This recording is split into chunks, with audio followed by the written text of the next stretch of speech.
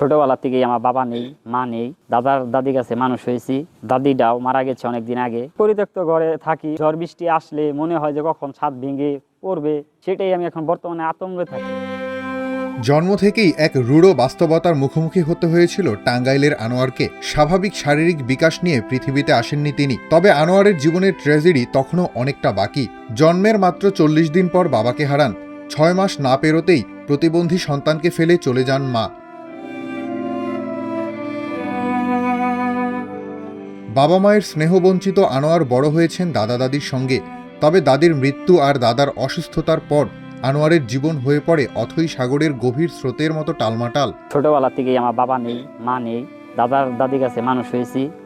দাদিটাও মারা গেছে অনেকদিন আগে। এই হিসাবে আমার কোনো মতে দিনকাল গেতাছে। এলাকার ছোট ভাই বাজার যারা আছে তারা কিছু যাই চাল ডাল যাই উঠায় দেয়, ওটা দিয়ে কোনো মতে খাই। একবেলা খেলে আরেকবেলা খেতে পারি না। 28 বছর বয়সী আনোয়ার গত 20 বছর ধরে বাস করছেন এলাকার স্বাস্থ্য ও পরিবার কল্যাণ কেন্দ্রের একটি পরিত্যক্ত ভবনে। ছাদ ও দেয়ালের বড় বড় ফাটল থাকায় ভবনটি আগে থেকেই ঝুঁকিপূর্ণ। তবুও মাথা গোজার আর কোনো জায়গা না থাকায় সেখানেই কোনোভাবে দিন কাটছে তার।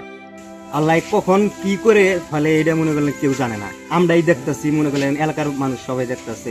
এখান থেকে মনে করলেন টয়লেট যাইতে পারে না, প্রস্তাব করতে যাইতে পারে না। এই একটা ভাঙা ঘর, ঝড় বৃষ্টির মধ্যে একা থাকে, সাহায্য করার মতো মানুষ নাই। একটা দোকান দিছে, দোকানে কর্মচারী চাকরি করে, তো আমাদের নিজের চাকরি দেখা অনেক কষ্ট করে। চলাফেরার জন্য 3 চাকার একটি পুরানো গাড়িই ভরসা। নিজে চালাতে না পারলেও অন্যের সহযোগিতায় চলাচল করছেন তিনি। স্থানীয় যুবক ও এলাকাবাসীর সহায়তায় কোনোভাবে চলছে তার জীবন। যদি ছোট্ট একটা মুদির দোকানও যদি করে দিতে পারতো, তাহলে ওটা আমি করে কোনো মতে নিজের পেটটা নিজে চালাতে পারতাম। তার কারণ আমি তো ভারী কোনো কাজ করতে পারবো না। এখন আমি পরিত্যক্ত ঘরে থাকি। অসুবিধা বলতে ঝড় বৃষ্টি আসলে মনে হয় যে কখন ছাদ ভেঙে পড়বে, সেটাই আমি এখন বর্তমানে আতঙ্কে থাকি।